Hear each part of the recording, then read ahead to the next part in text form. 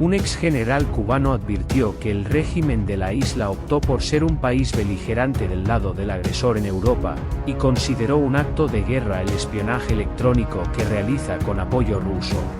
En opinión de Rafael del Pino, quien fue general de brigada y subjefe de la Fuerza Aérea de Cuba, esto cambia el contexto en que se aceptaba en Estados Unidos las actividades de influencia de personas afines al régimen cubano. Según su criterio, esas personas deben ser tratadas con la severidad que se aplica a la actividad enemiga en tiempos de guerra.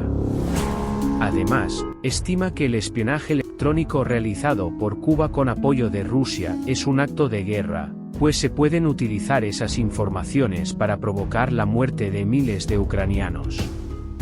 Del Pino considera que la instalación de misiles nucleares en Cuba en 1962 pretendía lograr una paridad nuclear con Estados Unidos, pero en 2023 se trata de un chantaje nuclear.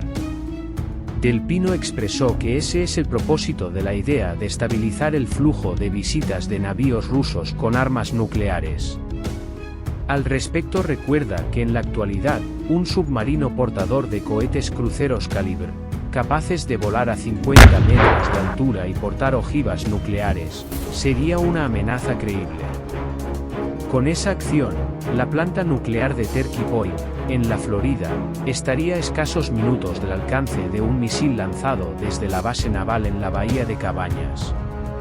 En términos nacionales, Del Pino advierte que la alianza con Rusia, lejos de mejorar el consumo, la economía, la seguridad nacional y la gobernabilidad interna, llevará a Cuba a un estado más precario y una catástrofe.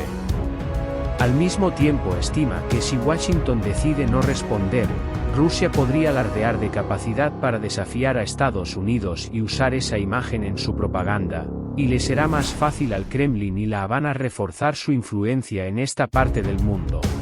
Para conocer más de la historia y la actualidad de Cuba, puedes suscribirte a este canal y escuchar un punto de vista diferente al del oficialismo. Y no olvides darnos like para apoyarnos.